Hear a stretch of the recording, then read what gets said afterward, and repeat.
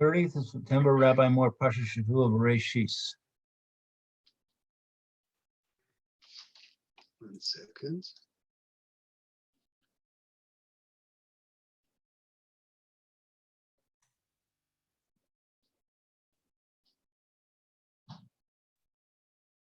Yeah, what it means, Ba'avoino. So I think we'll have to go back to see. Maybe we'll dwell on this. The story of Cain. Chapter 1, Pasuk 11. Chapter 111. Okay.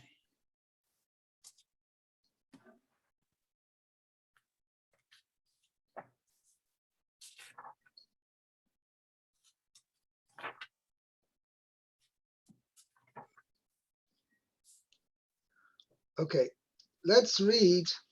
So I'll tell you what, if we're limited for time because we only have half an hour till 1:25, number one, and we only have really today to discuss it because next week's already Parshas Noach. Okay? Right. So just let's start. Gets a short shift every year. Right. But this one, normally I don't think, it's the first time I think I've ever said anything on Bereshis because normally it's Ben Azmanim and normally we don't meet then. But anyway, Right. Let's go from the beginning of Pasuk Tes, because we have to. Okay. Just read the two psukim. Vayom Elokim yikavu hamayim. Do you want me to read? Yes, please. Okay. Vayomer Elokim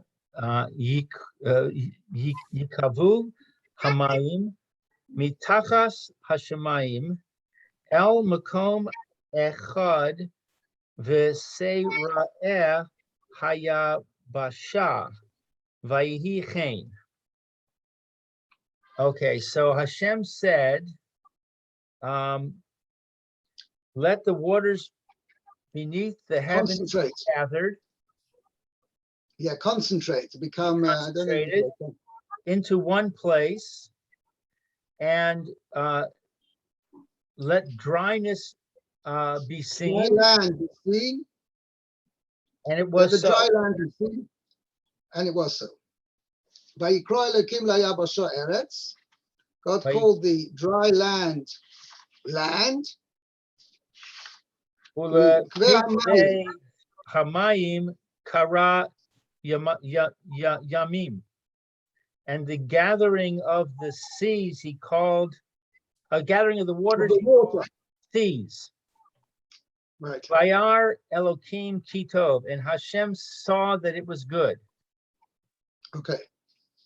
Fine. So that's the first thing. That was the first thing on the third day. This is on the third day. Then Hashem said, Yud Aleph, Vayomer Elokim. Vayomer Elokim, Tadshe Haaretz Desha, Esev Mazria Zera, Eitz Pri Oseh Pri Lemino Asher Zaro Vo Al Haaretz Vayichen.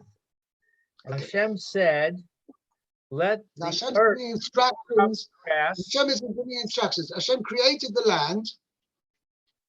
Right? It means that it became, till now, there was no separation between land and water. Right. Everything was like a marsh, Rashi says before.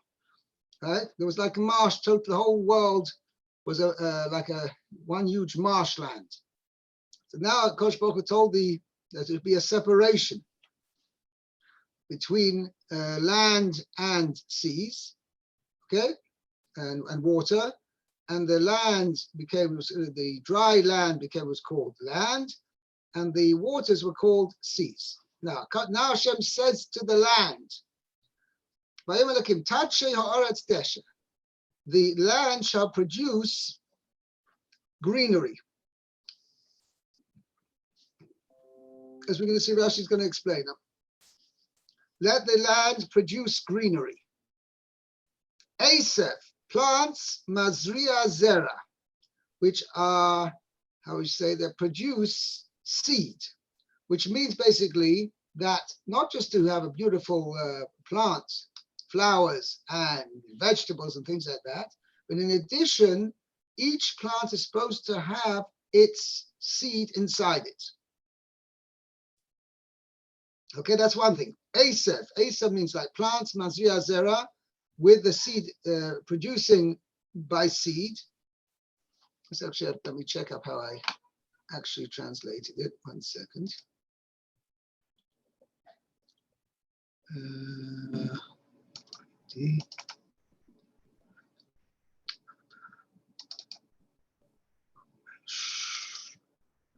Gracious.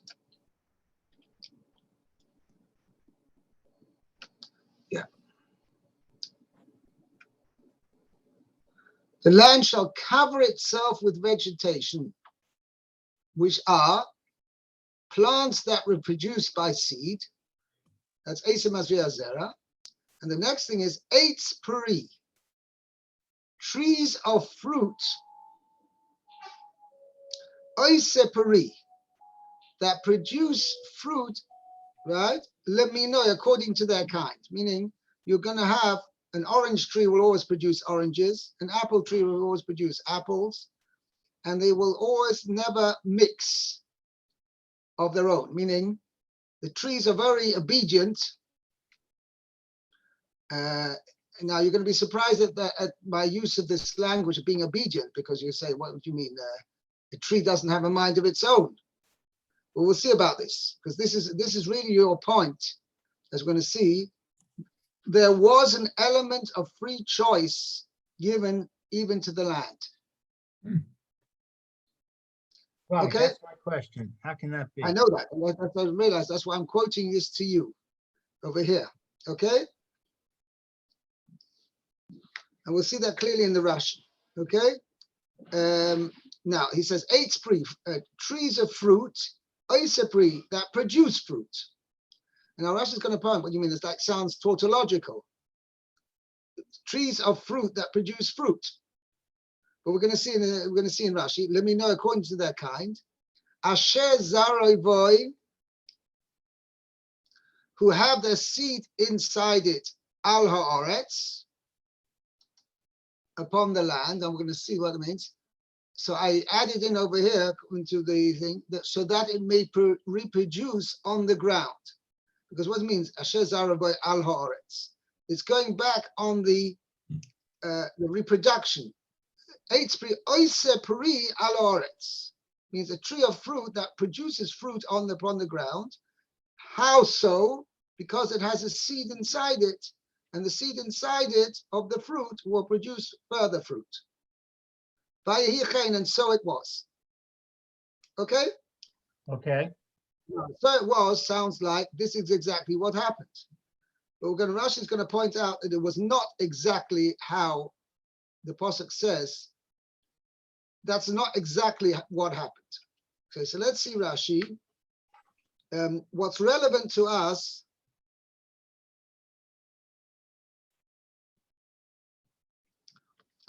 is the Rashi from Eitz Peri. Eitz Peri, fruit trees. She yehei ta'am ha'etz, that it was the taste of the tree. That it should be. Sheyehei means that it should be. It should be the taste of the tree. Hit ta'am hapri is like the taste of the fruit. Vihi lo as saw chen. But it was not. It didn't do this. It didn't do like this. Means the ground did not follow the instructions of HaKadosh Baruch Hu, right? And it did not. Ella, what did it do? Rather, vatotse haaretz v'gomer. The earth sprouted forth, etc. What is it? It's going for Rashi is referring to Pasuk Yud Beis. What's Pasuk Yud Beis say? Vatoitze haaretz desha. The land Earth produced, sprouts forth grass. or grass, not quite grass, vegetation, The earth which sprouts means forth vegetation, was made up of Esav Mazria Zera Lemineu, plants which reproduce by seed, Lemineu according to its kind, each one according to its kind, the eitz oiseperi, and trees that produce fruit, Asher Zaroi Voi, with by way of their seed inside it, Lemineu, each one according to its kind. So it doesn't say eitz peri oiseperi. It says eitz oiseperi. This is what Rashi is pointing out. Hello, that's what it says. Vatoitze haaretz eitz oiseperi. a tree producing fruit. Velo ha'etz tree, and not a tree of fruit. Right. The fichach, therefore, kishenis kalel Adam. When Adam was cursed, al avono, for his sin, nif kida gam hi al avona venis kalala. It also, it being the earth, also it sinned. Cursed. It was cursed, right? It was nifkado, means it was like brought to account. Brought to account for its sin, viniskalala, and it was cursed. I see. Was punished. I see. It was punished. Also, the earth was punished for its sin and it was cursed. Right. What does that mean? Oh. So what it means is that the earth sinned. It did not obey the word of HaKadosh Baruch Hu exactly. So the earth has free will? Oh, so now, I don't know, I have a different Sifsei Chachamim over here, but I don't know what, you either have Sifsei Chachamim by you? No. Yeah. So I'll quote what he writes over here. Okay. The Ein Lahakshos, says the Sifsei Chachamim. You can't ask the question, Echi Tochen Loima. How is it possible to say, Sha'aretz Chata, that the land sinned?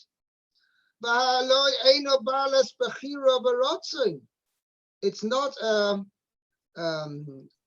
somebody who it's not a being that has the power of free choice, that can decide yes or not to do something.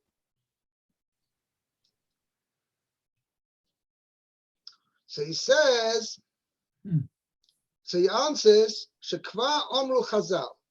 Chazal said, Ein lecha esev milamato, you don't have any plant below on earth, she'ein lo mazel milamala, that has a, how shall I say it, an angel above that represents that plant. Literally, where the mean mazel means a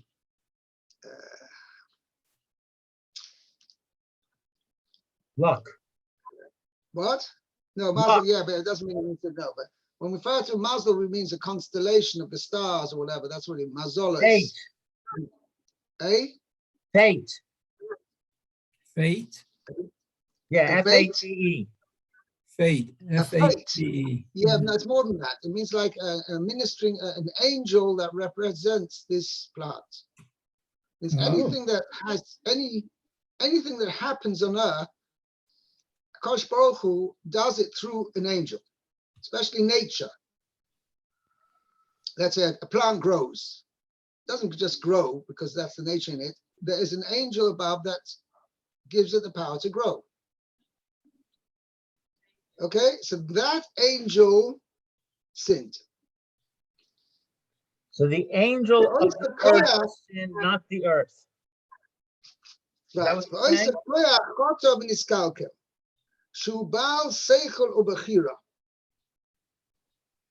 Means that angel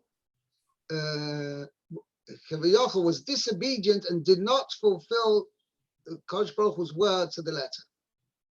So Instead I of learned actually- that an angel is like a robot. It has no free will. It just does what it's So told. this is exactly the point. What does it mean? Now, so I have a note, is a little bit of a revolutionary note. I'll show you in my Chumash. One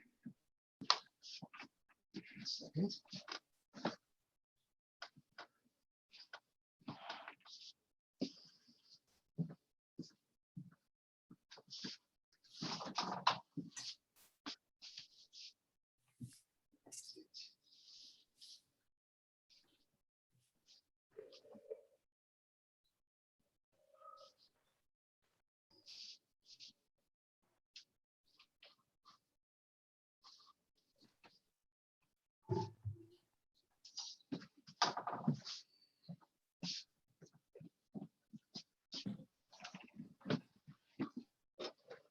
I don't know if I've told you that I'm working on a translation of Chumash with Rashi and with notes. So far only Bereshis came out, and I'm not sure it's available anymore in the stores. It actually we came out how many? 18 years ago. Right. This Bereshis. I've been working on it off and on the whole thing, but anyway, I'm nearly finished. I'm on You're a Parsha very Kislev. patient man, Rabbi. Okay. Anyway, so I have a note over here, very important note. I'll read it through to you. Yeah.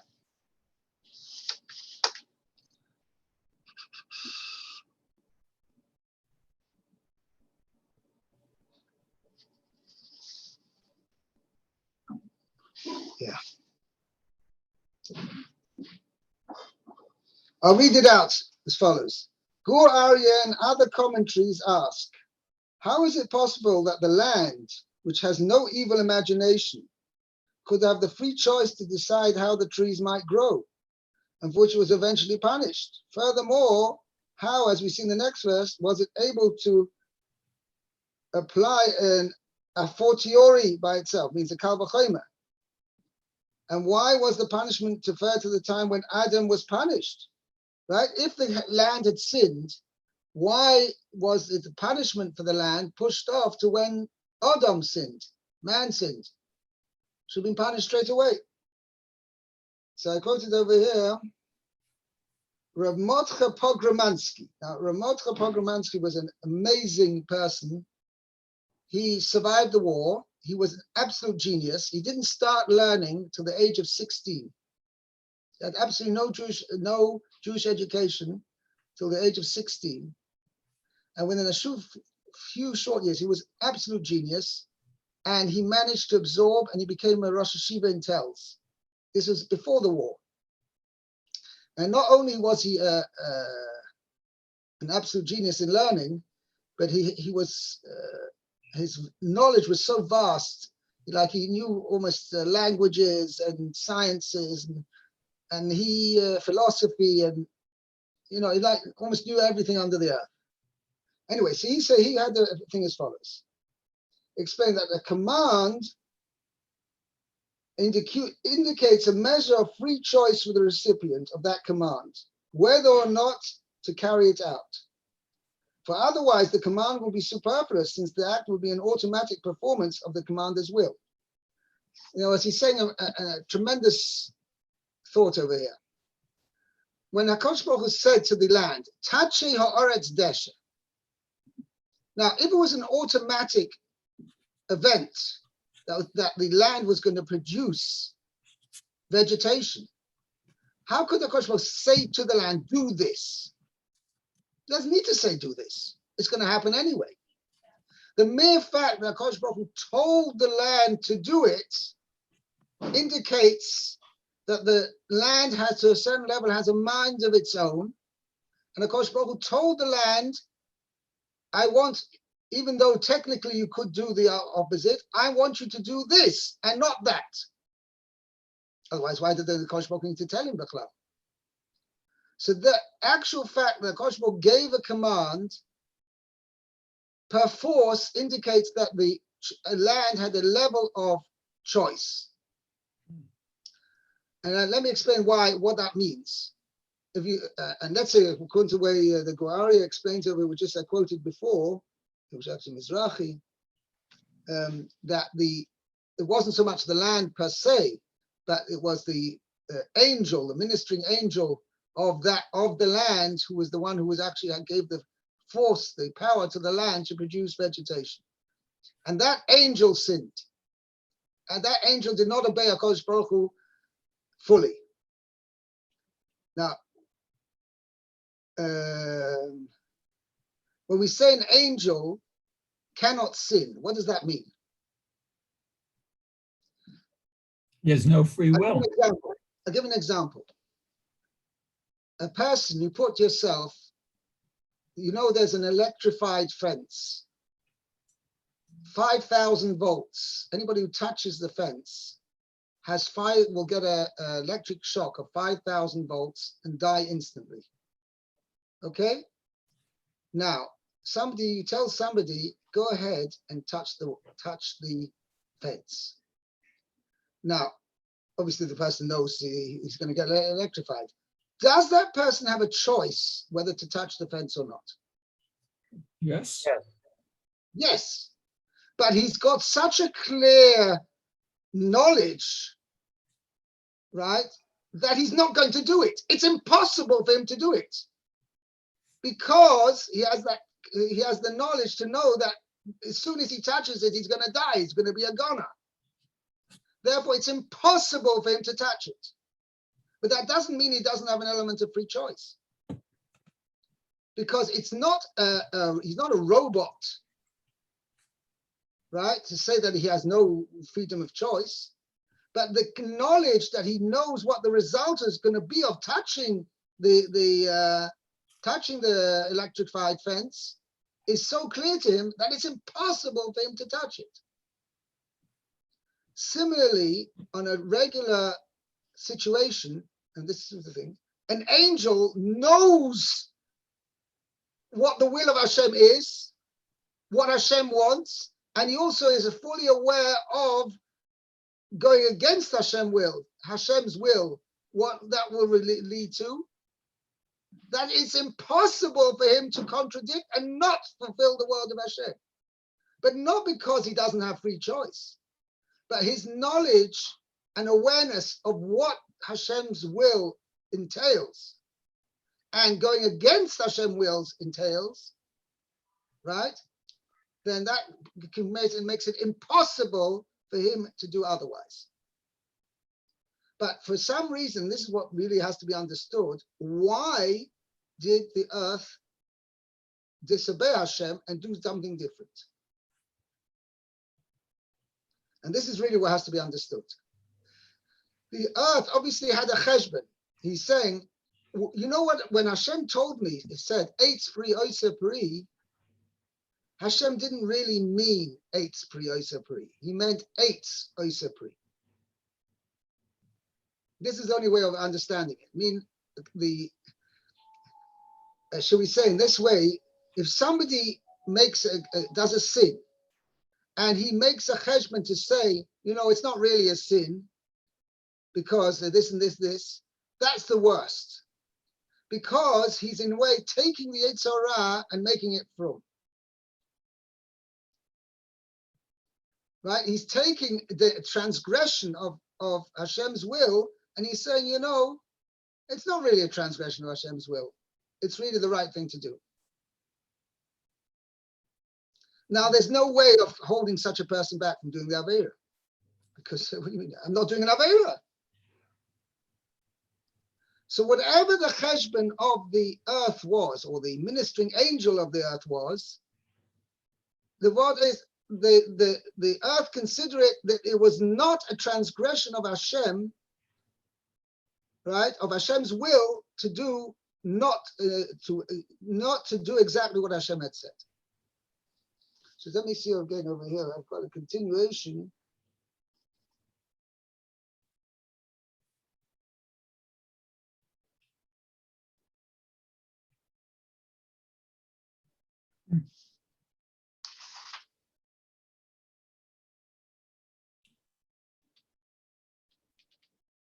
Okay, I'm not going into it. He explains as well why he was punished only later. The land was punished only later and not immediately. I've got the extra bit of the note over there. I'm not going into that right now. But that's the concept over here. When you have if you've read any murder mysteries, Sorry? if you've read any murder mysteries like Agatha Christie, Okay. they always say that in order to catch the murderer, you need to have a motive, a means, and an opportunity. So I think we can apply that here. We have the question of what the earth thought, and we have a question of why would the earth want to do something. The earth is not a person that says, "Oh well, I'll get a chocolate Well, bar." I shouldn't say it has. I mean, basically, what it means is when you have a battle between, the Yetzer Hara and the Yetzer Tov, really boils down to it, is the Yetzer Tov tells the person, fulfill the will of Hashem, because that is the real purpose of man. Whereas the Yetzer Hara says, listen, you have natural tendencies, you feel hungry, or you have a lust for money, or for women, or whatever it may be. The natural tendencies, the nature of a person is to have a certain material, physical lusts, right? He allows that physical lust to overcome the person's his own intelligence. Right. Right. That's basically one thing. But that's only shaykh where a person has this physical side to him. But something that doesn't have a physical side, and it's purely spiritual, which is basically what an angel is, and its whole raison d'etre, its whole being, is merely as to be an emissary of God to carry out Hashem's will, right?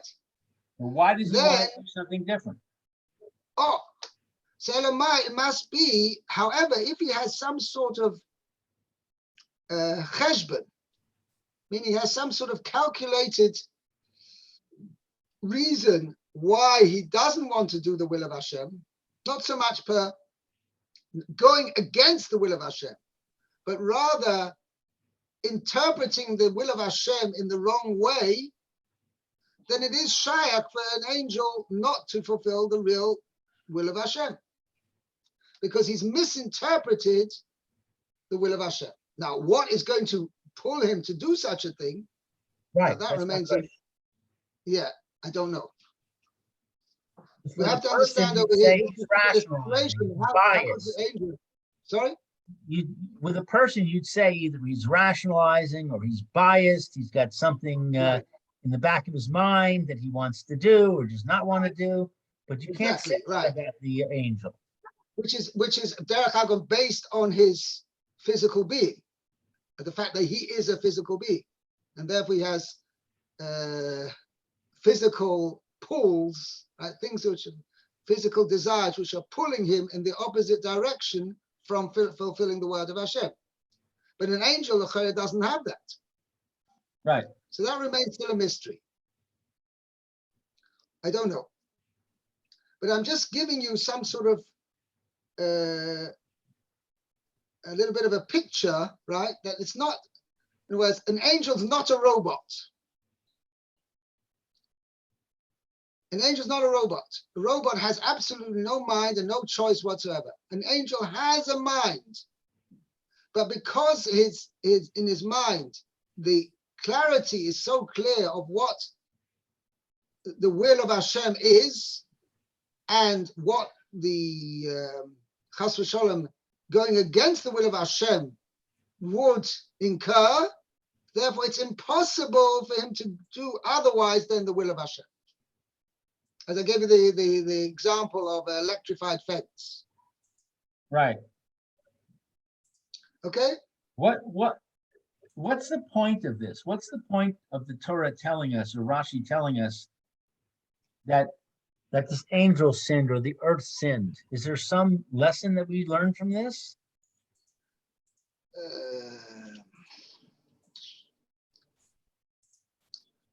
I don't know.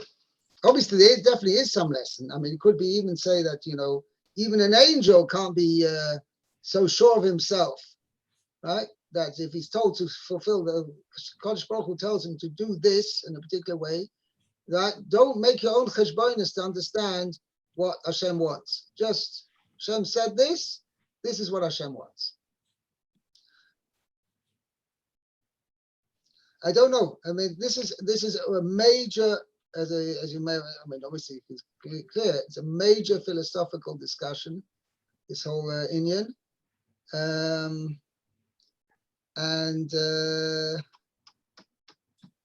mean, I may have I want to go into it a little bit more. If I come up with anything on Sunday, maybe we'll extend it on Sunday. We'll discuss this point a bit more. Great. Okay? I'd appreciate that. Fine, very good. Anyway, either way, have a good Shabbos, and it was Have a good to good have it. It's good. Thank you, Lou, for bringing in this discussion. Okay, you're welcome. Shabbat shalom. Thank you, Rabbi. Have a good Shabbos, Good Shabbos, Rabbi. everybody. Kosher, be well. And Meir, I'm not going to be at Rabbi Fairman today. I'm going to my mother's grave. Okay, So have a good day and see you tomorrow, Mitzvah Hashem. very good. You too.